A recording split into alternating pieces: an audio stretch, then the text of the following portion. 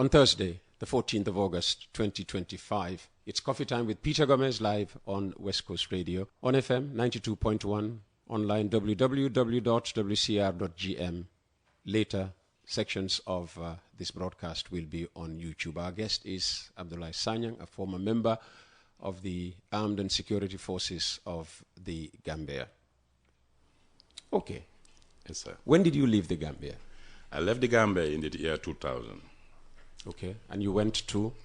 Year 2001, I was detained in Bambadinka for 3 months, confinement. My family never knew where am I. For everybody knew. Tijanba knew. When I was detained, I was arrested. I was doing at the Foresight Institute, I was doing my IT course there. The American Embassy sponsored me for that course. I was even within my last final exams to be how to call it, an IT understanding elite or educated somebody or informant. Computer literacy. Good. And at my final course of my exam, that's the time I was arrested. The Tijanba came for me with a team, about 5-6 people, with a double cabin. They picked me up from my class and at the Foresight Institute opposite American Embassy. So that's how I was taken to NIA, stripped down to my knicker. They took everything out of me and dumped me in the Bambadinka. Even you look at your palm, you cannot even see your palm, how dark and naughty in situation, dirty, smell of fishes, blood, urine, and a dark environment. It's just dark as your this tabla behind me. You can never believe you are in a world of living. This is how I suffered for 3 years, 3 months detention in confinement, incommunicado. And my family never knew. Nobody knew where am I until the first 3 months finished. And what was happening to you every day? Well, they just come once in a while, once in a day. They bring a small a plate of food for me. They just put it at the door there for me to eat. But my urine or toilet, I put it there. Where you are detained, at the same room where you are. It's a crime against humanity. Jammeh abuse with the Gambians. Yeah, but nobody was beating you, right? Nobody will beat me. That's another point. I was not beaten. Okay. I was not beaten. But a lot of threats. That I... And why did they tell you why they picked you up? I mean, you just told us that they picked you up from your IT class and just dumped you in this Bambadinka. What did they tell you was the reason for what they did? Yes, sir. They told me you are part of a coup, and I got the intelligence. In fact, I am the one who called Alhaji Kante to run away. That for their body. You tipped him off and advised him to leave the country. With Tijan for their body. And Hydra, one man called Hydra, one of their operative called Hydra, is a senior officer in the NIA, known as SIS now. He is or was? He was. Was, okay. Yeah, he was been one time attached to one of the embassies. I don't know whether he is back to the country or not. But they are the people who went for Alhaji Kante at North Bank. I'm the one who tipped Alhaji. I'm an intelligence officer. I also have my counter-intelligence within them. That's how intelligence works. So we... Counterintelligence, that's how we can analyze and pick up a first-hand information of whatever operation is coming into town. So this is how I get the information. I called Alhaji. That time I was working with the American Embassy. And I took my telephone. In fact, when I was arrested, they searched all the numbers in my telephone, but they couldn't see it because American Embassy, sophisticated institution. So they cannot get... so they knew you were working for the American Embassy? Yeah. Okay. Even Yajame knew that I'm working with them. Is that what possibly saved your life? If you weren't working for the American Embassy, I mean, given the kind of strategist you claim to be, yes, don't you think they would have eliminated you as well? Sir, very well. And even my ambassador went to meet Yajame at Kanilai. Ah, okay. Yeah, because I feared... over your detention? No, before my arrest, in fact. Okay. And I spoke to my embassy. That I pick up any information. There's a trial coup going on, and there's a planned coup that is initiated, and there could be a coup in few weeks or months' time. that I have to feed my embassy. I've been a foreign service national. And when you are working with the American embassy, that's how your title is defined. As a foreign service national serving the American embassy, my ambassador, my diplomats, their security is part of me. That's my responsibility. So anything that is going to be a threat, I have to inform them. Okay. So I update them, my ambassador. So my ambassador went and meet Jame at Kanilai to tell him that there's a coup plan. One of our agents picks it up. And now finally he's been arrested. That time I was not being arrested. I just left to Dakar. I went to Dakar. I was there for a few weeks. What did you go to do in Dakar? Yeah, my parents were telling me, Abla, your name is on the list. It could be. How did they know your name was on the list? Yeah, that's intelligence. I told you before, counterintelligence. Okay. The SIS, we reached to that point. I have my own agents within the NIA. Okay. That is how we extract information. And I was informed that I'll be picked up. Then I beat them. So I left the country. I went to Dakar. But I said, no, I can never run away. I came back. So I came, then they picked me up. And that's when Tijan Ba and his team went for me. And they come for me. Yeah. Okay. So when did you leave the country ultimately? After my detention, 1 year, 7 months.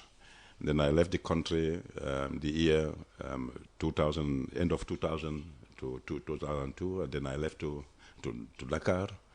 And then that's how I got a visa, then to Geneva in Switzerland. You talked about Jame trying to reform the army in a manner that some of you didn't agree with. Yes, sir. Why? I mean, was he bringing in people who were not supposed to be part of the army? Because you hear allegations that people from Casamance were brought in. Very well. And, introduced to our army. Jame failed with the Gambians. Jame has been highly loved, highly respected person within the army, because he saw himself that somebody who would defend the poor, who would defend the needy, who would defend the weak. But at the end of the day, Jame was just a show boy. Oh. He put up himself at a point where he doesn't belong to. But he cannot come an army as an institution, been found by Dawda Jawara from 1981 coup to 82. We have the field force at that time, reorganized by the Senegalese and through the Ghanaians and the British. We have free bomb badge before that we call it zero intage, before we have intage 1. Most of our men, RSM 5, RSM Jeng, they were sent to Dakar to restructure them to be full-fledged soldiers. And this is how the army formed. But Jame came after the coup. He brought his own close bodies from the State House. He began at the State House. Because after 9/11, there was too much fragment within ourselves. So Jame brought his own loyalists from the Zandarmori, because he was long time serving with the Zandarmori.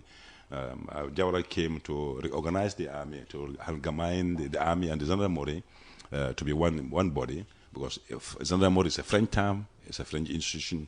Then we divide them. The young ones went to the police. Then we have the tactical support group. That's what we call now the paramilitaries now. So the younger ones, Jame and his team, the military police supposed to be with the army, military police supposed not to be with the Zandarmori. That's how he and his team came to the army. So we did the coup. So he have his own loyalists within the Zandarmori, even at the State House before the coup. He's very instrumental in the coup. I said this categorically clear. He have his men at the State House who help us, who show us the light to know most of the information of the movement of Dawda Jawara before we took over the state. But we, the Gambian National Army men, we did most of the job, because we are meant for military operations. Zandarmori is not meant for that. They are for policing. So Jame came, he put his own people, Musa Jame and others, his own loyalists, took over the State House. We started hunting one another. There is no trust no more within. Yeah.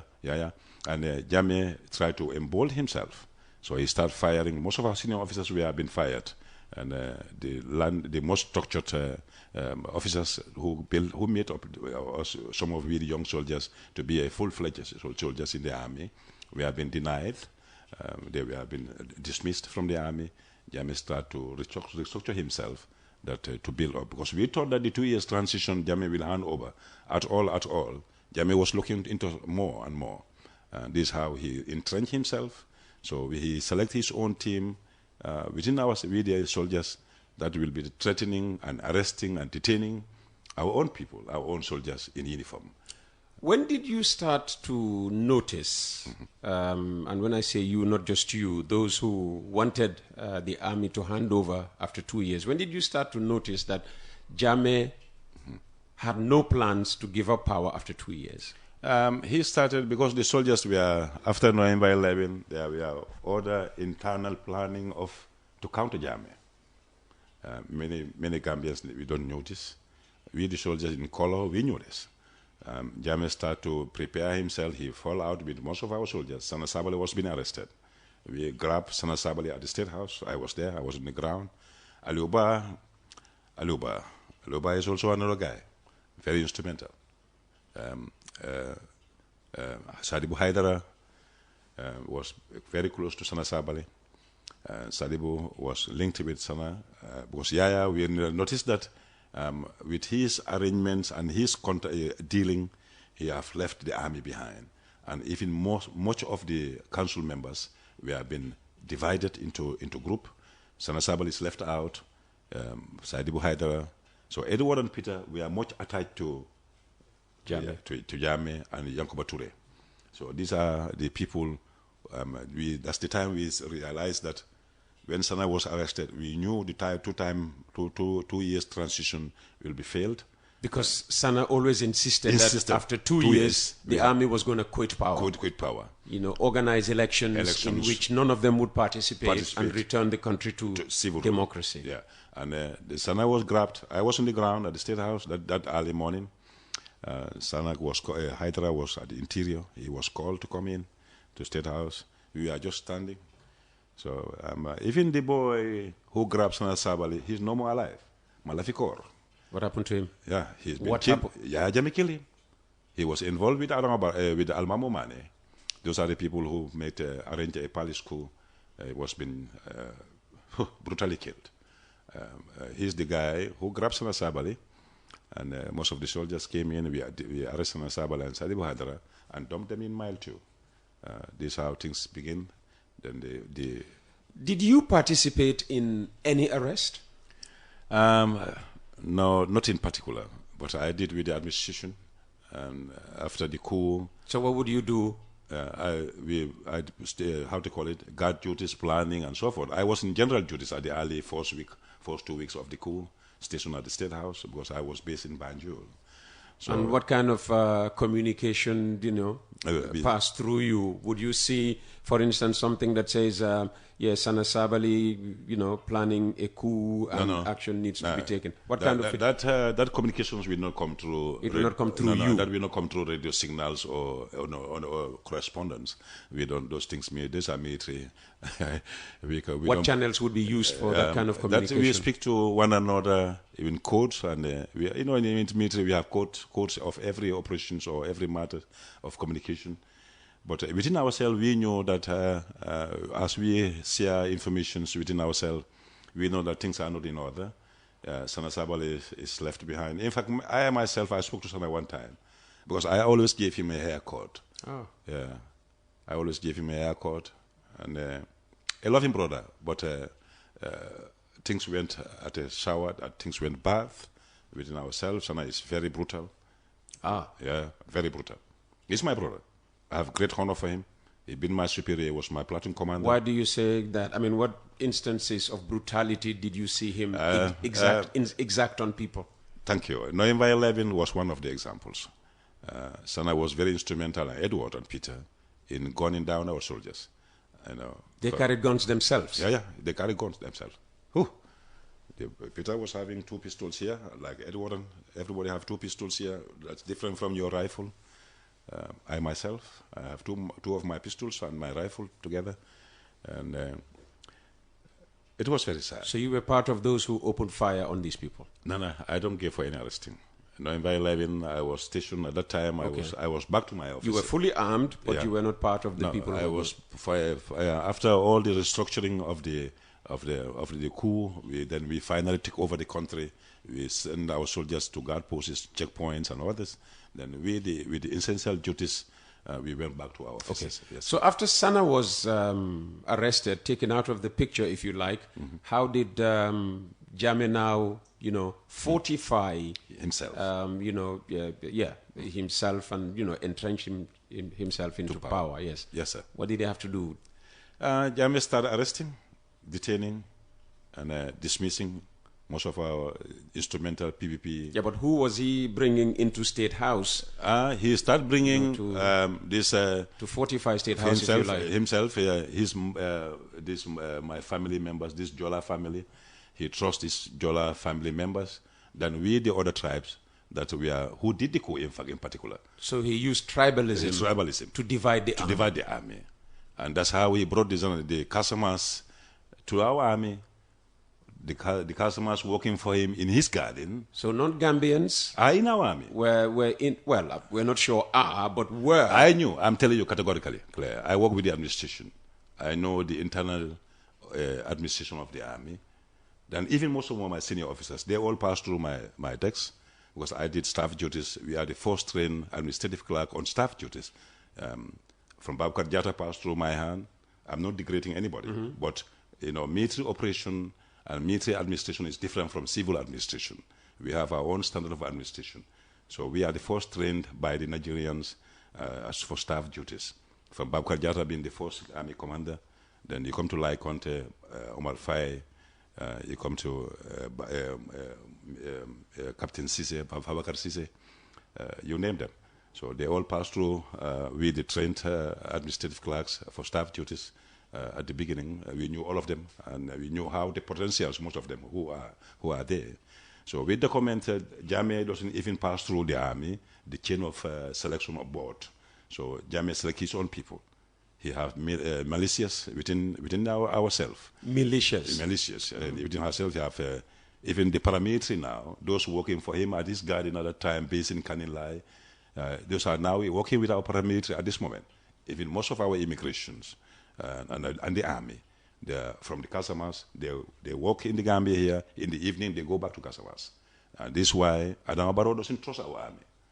This is why that's why Senegalese government doesn't trust Barrow in the office. Barrow cry out this to Macky Sall that he need internal security from the Senegalese. We have economic forces. I'm the one.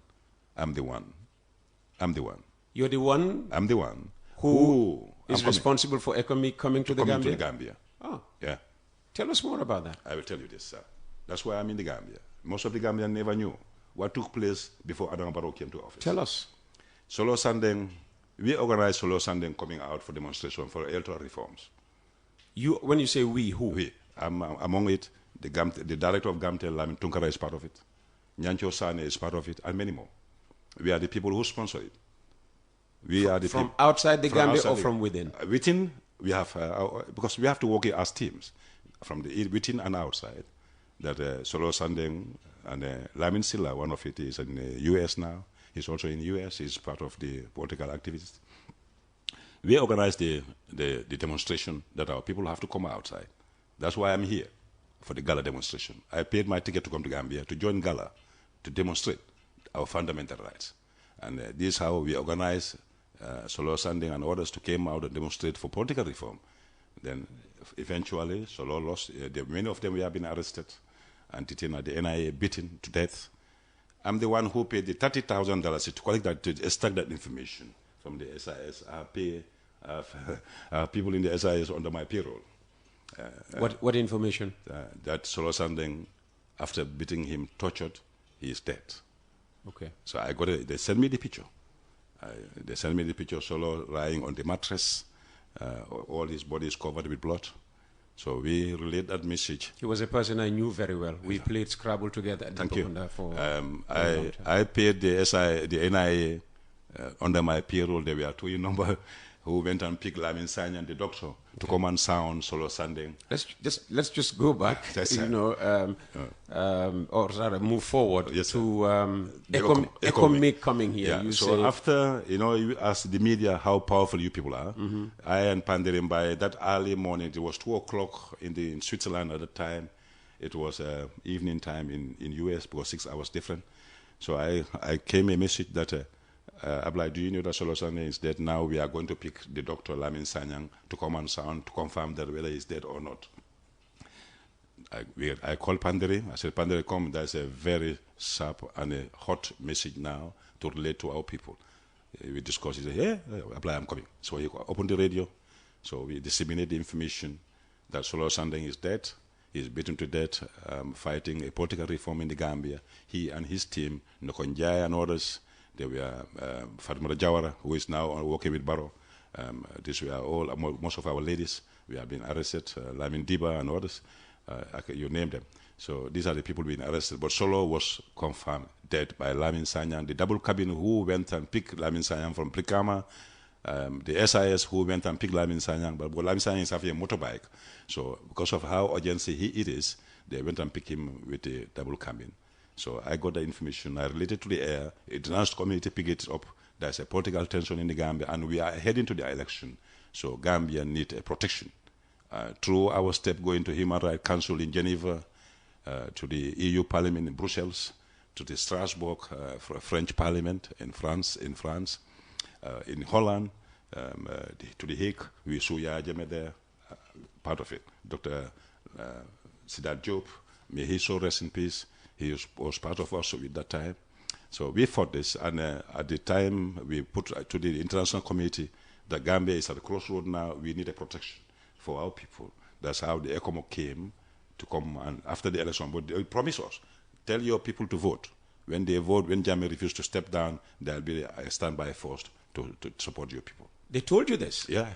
Before we went to the election? Before we told you. That Gambians should vote? Gambians should vote. And after voting, if Yaya Jammeh refuses the result, yes, sir. Then they would come in? They will come in. And what he said there, the civilized world, they support democracy, rule of law. Who were you dealing with? Who was telling you this? Now, these are internal things. These are international operations. You're not allowed to discuss them openly. I'm not telling this. Even there's a blood on my ear. I will not say this. Well, you are safe here. Yeah, thank you, sir.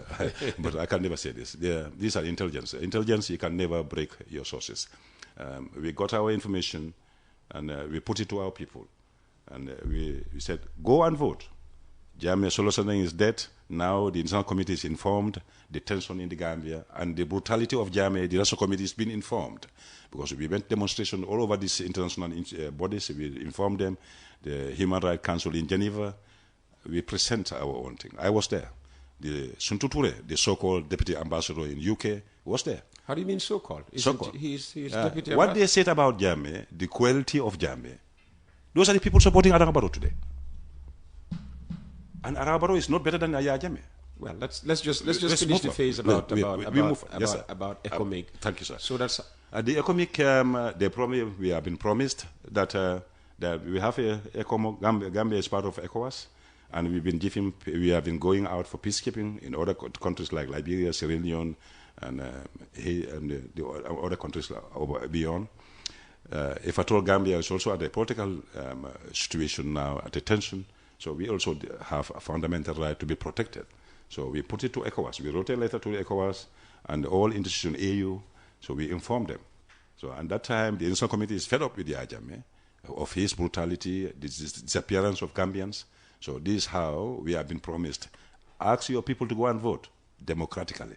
We don't support violence. We don't support military coups. But what is democratic process? Go into this.